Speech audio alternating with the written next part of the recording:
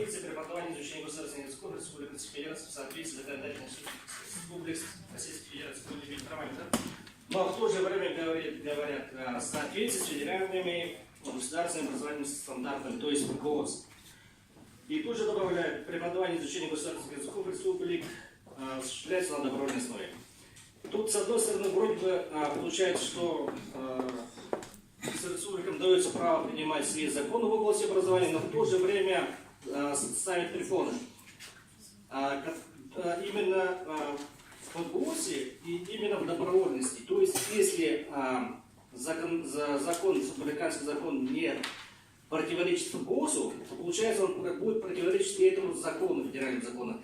Тогда этот республиканский закон легко отменить.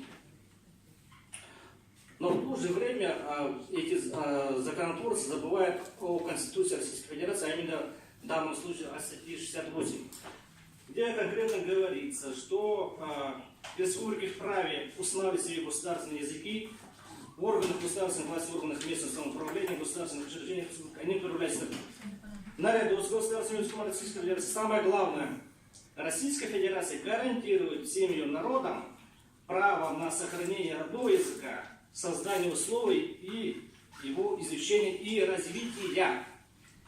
То есть изучение и развитие родного языка нам полностью гарантировано Конституцией Российской Федерации. О чем вообще говорить? Вообще Российская Федерация славится тем, что она многонациональная. Сколько у нее народов? Более 190 народов населяет Российскую Федерацию. И это, наверное, уже вопрос языка, поэтому является непростым вопросом. Не прекращаем, как мы скоро заканчиваем. Нет, я ему говорю, я нам говорю, и многие вот выходят, заходят, так? Пожалуйста, соблюдайте порядок. Поэтому этот вопрос я считаю не простым вопросом, а конституционным вопросом. И он должен решаться на очень высоком уровне.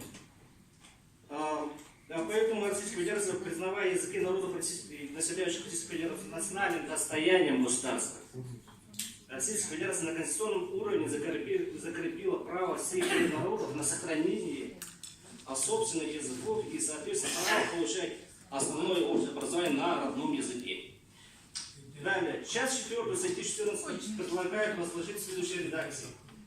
Граждане Российской Федерации имеют право на получение дошкольного, школьного и дальнего образования в пределах возможностей, предоставляемых системой, с учетом потребностей обучающихся и их родителей в порядке, установленном, опять же, ГОС.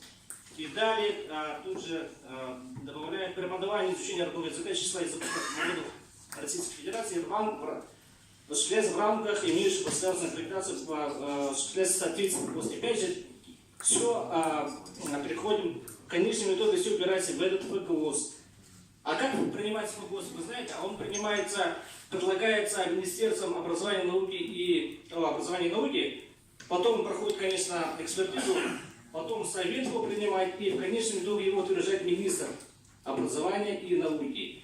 То есть, в принципе, получается, теоретически один человек, министр, может решить судьбу 190 народов.